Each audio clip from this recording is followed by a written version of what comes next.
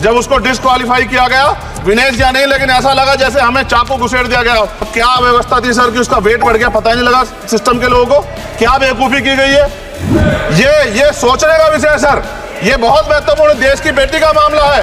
ये हरियाणा की बेटी नहीं है सर, वो एक जात की बेटी नहीं है, वो हमारी बहन है, देश की बेटी है। विनेश जो है देश का नाम गौरवान्वित करती, इस देश का नाम बढ़ाती, लेकिन आज जो है अपमान का सामना करना पड़ रहा है। अभी मैं सुबह से प्रयास कर रहा था कि विनेश के लिए बोलूं।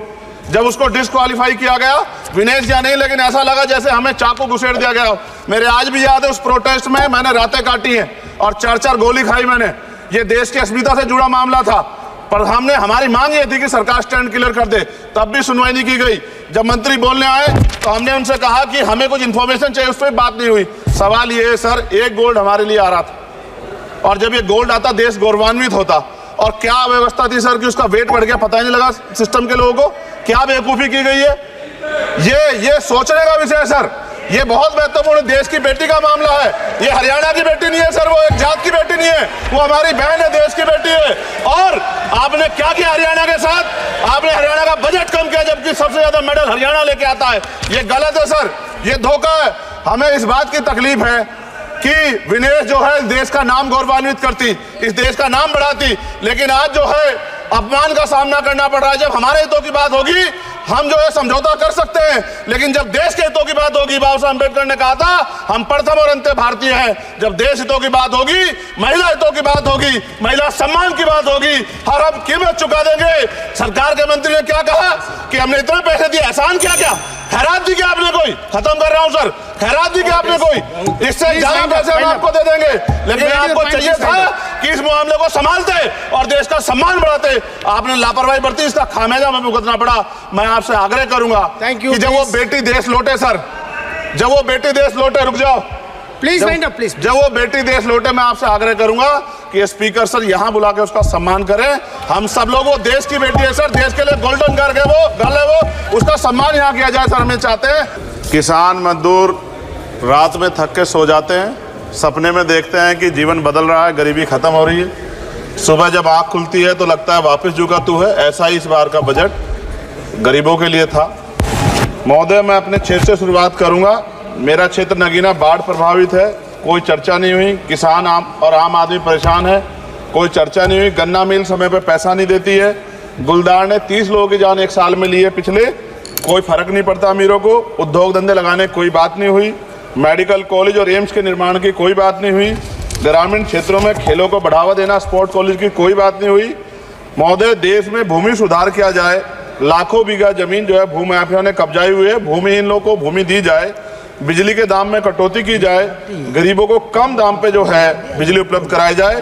ठेकेदारी प्रथा, संविदा, लेटर एंट्री खत्म की जाए, पक्की नौकरी दी जाए। निजीकरण की वजह से सरकारी नौकरियां लगभग खत्म हो गई हैं।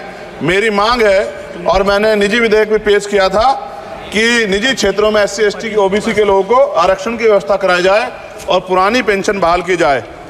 लोगों के पास एक तरफ सरकारी योजना चलाकर प्रधानमंत्री आवास योजना जो है उसके नाम पर मकान दिए जाने की बात होती है, वहीं दूसरी तरफ लखनऊ के अकबर नगर को तोड़ दिया जाता है। नवी मुंबई में के खार घर में What is his name? Patil. Patil is not Shankar. No, this is the caste. उसकी जार This is Kashmir, Chandrasekhar. No, this Patil. Mic नहीं है सर, बंद कर रहे हो sir? Independent. This is independent. आ गया, धन्यवाद। हमारे लोग सर आर्थिक रूप से बड़े कमजोर हैं, और 2 अप्रैल 2018 के मुकदमों के लिए कई बार सरकार से बात हुई, वापस नहीं हुई। उनको वापस कराया जाए। भीमा को वकीलों को बहुत पैसे लगते हैं सर। भीमा कोरे गांव में 3000 लोगों पे मुकदमे हुए थे महाराष्ट्र में, वो वापस नहीं हुए। पुणे में दीक्षा भूमि जो हमारा गौरव है, उसका वहाँ पार्किंग बना के उसको अपमानित किया जा रहा है, इसको बंद कराया जाए। पेट्रोल पंप के जो डीलर्स मार्जिन है वो 2017 से नहीं बढ़ा सर, इसका असर ग्राहकों पे पड़ता है। इसका असर जो है पेट्रोल पंप के नेटवर्क सुचारू रूप से चलाने पे पड़ता है। डीजल मार्जिन की बढ़ोतरी ना होने से हजारों कर्मचारी, लाखों कर्मचारी जो वहाँ काम करते हैं, उनके जीवन पर असर पड़ रहा है। सहारा का में 10 करोड़ जमाकर्ता का लाखों करोड़ों रुपए जमा है। कंपनी बंद हो जाने के कारण 10 लाख से ज़्यादा एजेंट बेरोजगार हो रहे हैं, नौकरी कहीं है नहीं।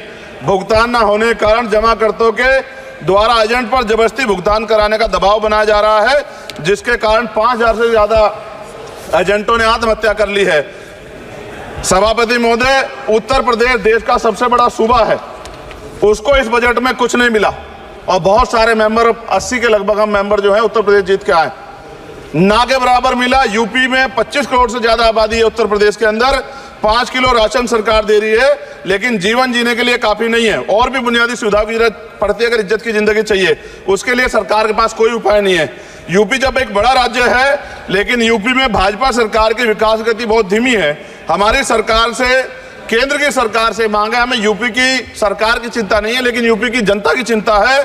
मैं मांग करता हूं कि यूपी को 4 भागों में विभाजित किया जाए। डॉक्टर बाबा साहब अम्बेडकर ने कहा था 1995 में, उनकी बुक है थॉट्स ऑफ लिंग्विस्टिक स्टेट, किताब में कहा था राज्य जितना छोटा होगा, राज्य की प्रगति उतनी होगी, जनता को रोजगार मिलेगा और जनता का जीवन संपन्न होगा।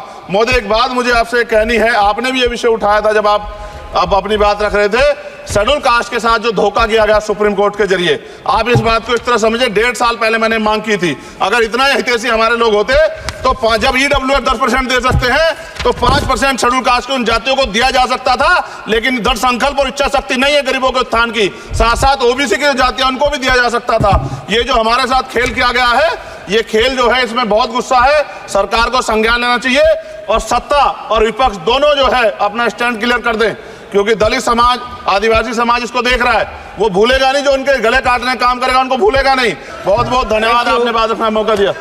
महिला विरोधी चुप रहे। Thank you. कोई महिला